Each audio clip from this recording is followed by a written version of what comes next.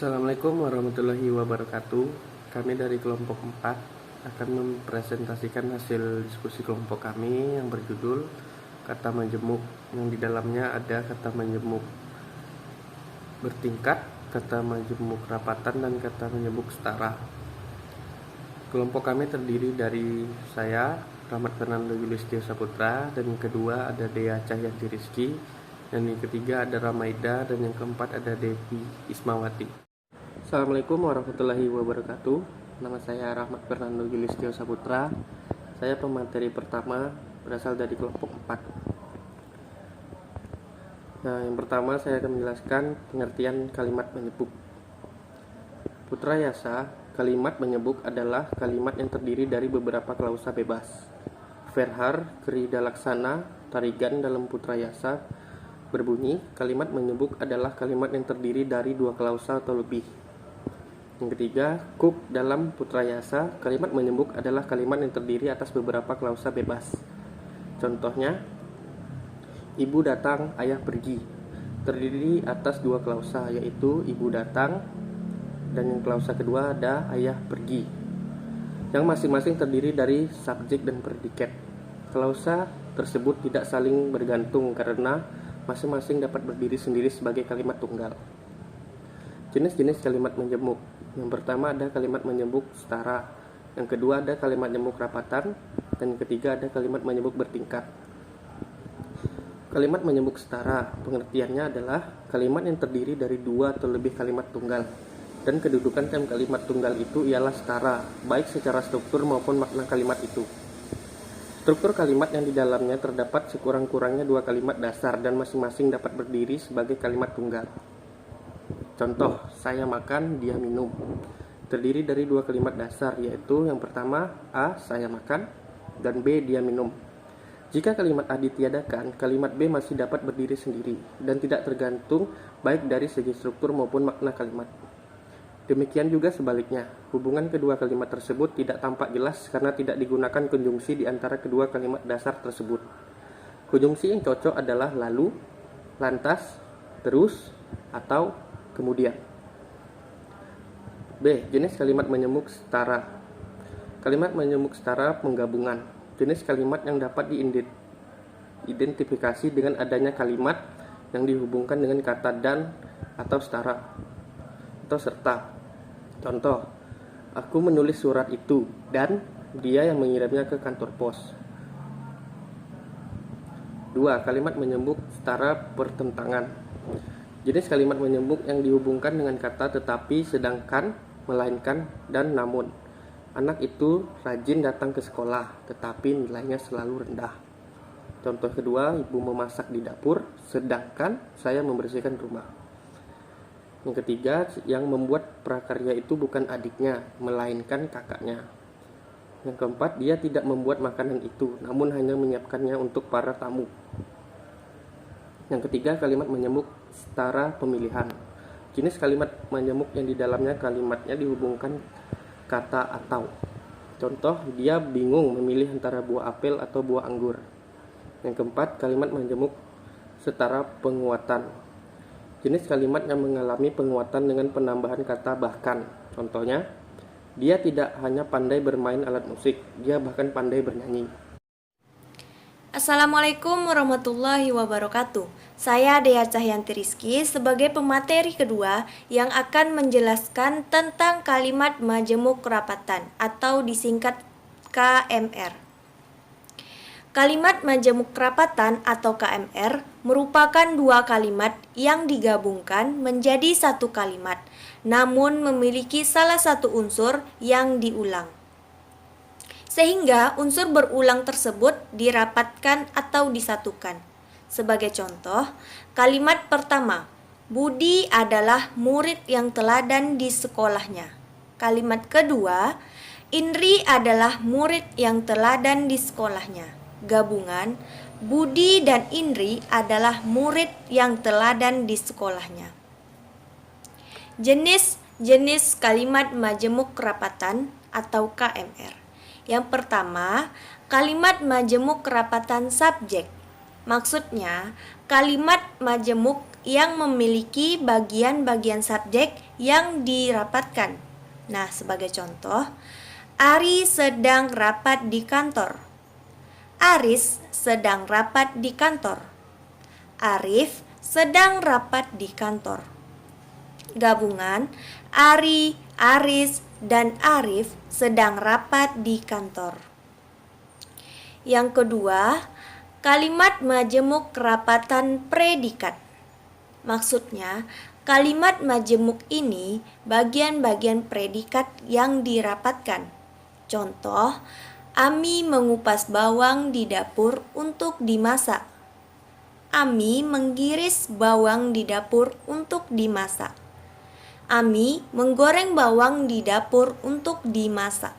Gabungan Ami mengupas, menggiris, menggoreng bawang di dapur untuk dimasak. Nah, yang ketiga, kalimat majemuk kerapatan objek. Maksudnya, jenis kalimat majemuk ini pada bagian-bagian objek yang dirapatkan. Contoh, Putri melakukan pembelian ayam di pasar. Putri melakukan pembelian sayur di pasar. Putri melakukan pembelian tahu di pasar.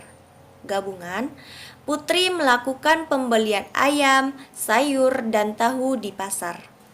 Yang terakhir, yang keempat, kalimat majemuk kerapatan adverbia. Maksudnya, jenis kalimat majemuk ini bagian-bagian objek yang dirapatkan. Contoh, Davi membeli materai di kantor pos. Putra mengirim surat di kantor pos. Gabungan Davi membeli materai dan Putra mengirim surat di kantor pos.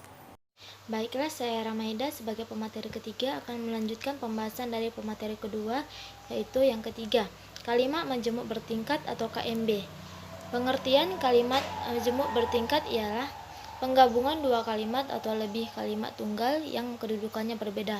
Khair 2000 menyebut kalimat majemuk bertingkat sebagai kalimat luas bertingkat. Kalimat luas bertingkat adalah kalimat yang dibentuk dari dua buah klausa yang digabungkan menjadi satu. Di dalam kalimat majemuk bertingkat terdapat unsur induk kalimat dan anak kalimat. Anak kalimat timbul akibat perluasan pola yang terdapat pada induk kalimat. Kalimat majemuk bertingkat mengandung satu kalimat dasar yang merupakan inti utama dan satu atau beberapa kalimat dasar yang berfungsi sebagai mengisi salah satu unsur kalimat itu. Konjungsi yang digunakan dalam kalimat majemuk bertingkat adalah ketika, karena, supaya, meskipun, jika, dan sehingga. Yang A, induk kalimat dan anak kalimat.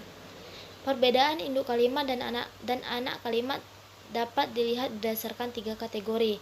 Yang pertama, kemandirian sebagai kalimat tunggal, yaitu induk kalimat mempunyai ciri dapat berdiri sendiri sebagai kalimat mandiri, sedangkan anak kalimat tidak dapat berdiri sebagai kalimat tanpa induk kalimat. Contohnya, A. Hujan turun selama 3 hari tiada henti-hentinya. Yang B. Sehingga banjir melanda sawah dan ladang petani desa itu. Kalimat A dapat berdiri sendiri, sedangkan kalimat B tidak.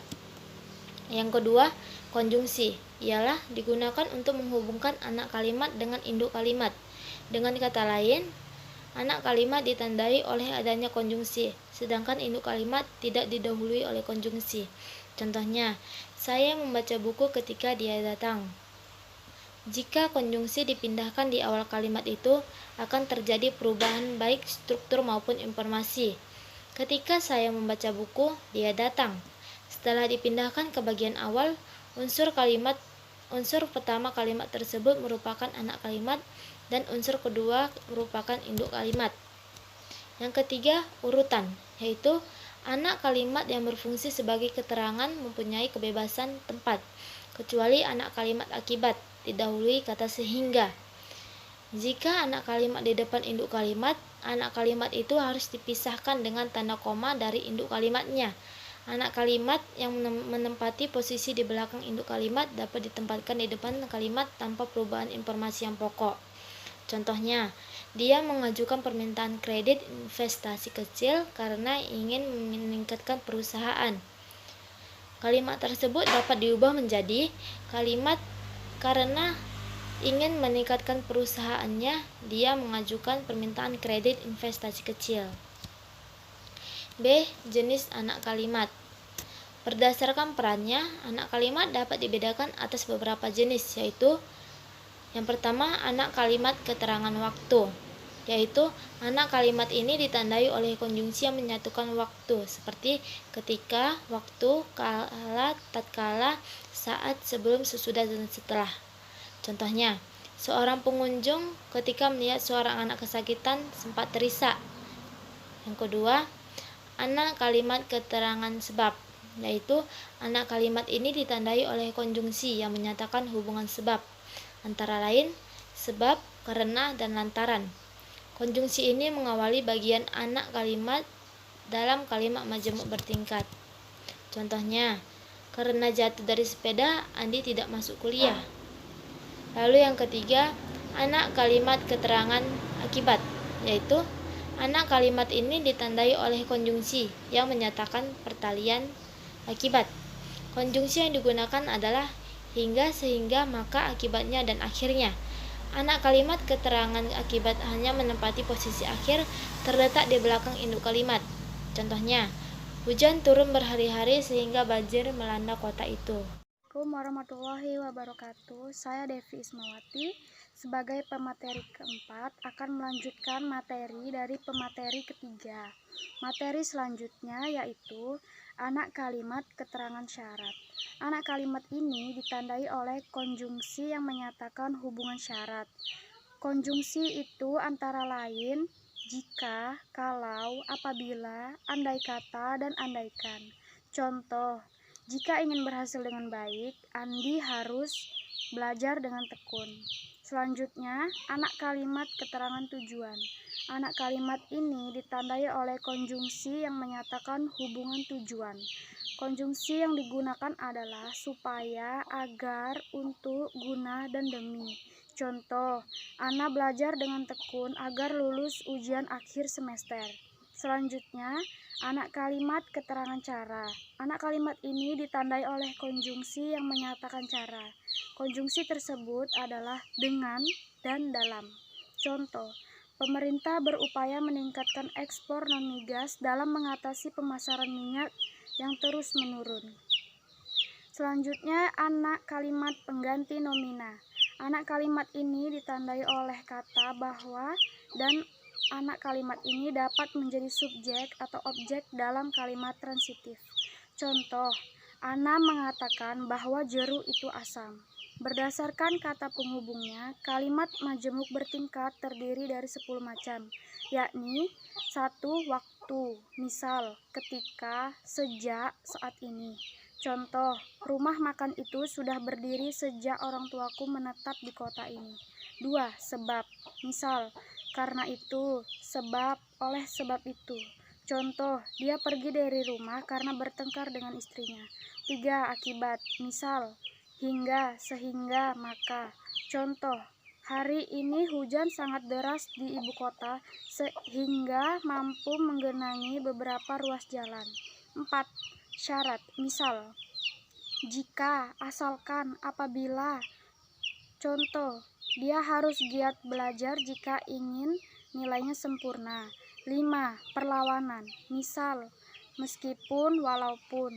Contoh, dia ingin masuk ke perguruan tinggi di Jakarta walaupun nilai kelulusannya tidak memenuhi syarat. 6. Pengandaian, misal, andai kata, seandainya. Contoh, tim kita bisa menjadi juara 1 andai kata kita berusaha lebih keras lagi. 7. Tujuan, misal, agar, supaya, untuk. Contoh, dia bekerja di sini agar mendapatkan biaya hidup. 8. Perbandingan, misal, bagai, laksana, ibarat, seperti. Contoh, wajah anak itu bagai bulan kesiangan. 9. Pembatasan, misal, kecuali, selain. Contoh, dia memiliki bakat menyanyi selain bakat bermain alat musik. 10. Alat, misal, dengan tambah kata benda, dengan mobil, dan lain-lain. Contoh, orang itu pergi ke kantor dengan mobil. 11. Kesertaan, misal, dengan tambah orang. Contoh, murid-murid sekolah dasar pergi berdharma wisata dengan para guru. B. Cara membentuk kalimat majemuk bertingkat. Caranya itu ada dua. Yang pertama, penggabungan dua kalimat tunggal dengan memperhatikan situasi kalimat. Contoh, 1. Kami tidak berangkat. 2. Kami takut kehujanan. Penggabungan kedua kalimat itu menimbulkan hubungan kausal, sebab itu diperlukan satu alat bahasa yang sesuai dengan situasi kedua gagasan itu. Alat yang sesuai dengan situasi itu adalah kata tugas yang menyatakan sebab, karena, sebab itu, dan sebagainya. Hasil gabungannya menjadi kami tidak berangkat sebab kami takut kehujanan. Cara yang kedua yaitu perluasan salah satu unsur kalimat tunggal. A. Anak kalimat. 1. Menggunakan kata ganti penghubung yang pada anak kalimat. Contoh, kalimat tunggal, perhiasannya digadaikan baru saja. Kalimat majemuk bertingkatnya, yang dipakainya setiap hari raya digadaikan baru saja. Analisis, induk kalimat, digadaikan baru saja, subjek tidak ada. Anak kalimat, yang dipakainya setiap hari raya. Yang kedua, anak kalimat didahului oleh kata penghubung bahwa. Contoh, kalimat tunggal, uang itu sudah dikirim. Kalimat majemuk bertingkatnya, bahwa biaya sekolah itu terkumpul, sudah terkirim. Analisis, induk kalimat, sudah dikirim tanpa subjek. Anak kalimat, bahwa biaya sekolah itu terkumpul.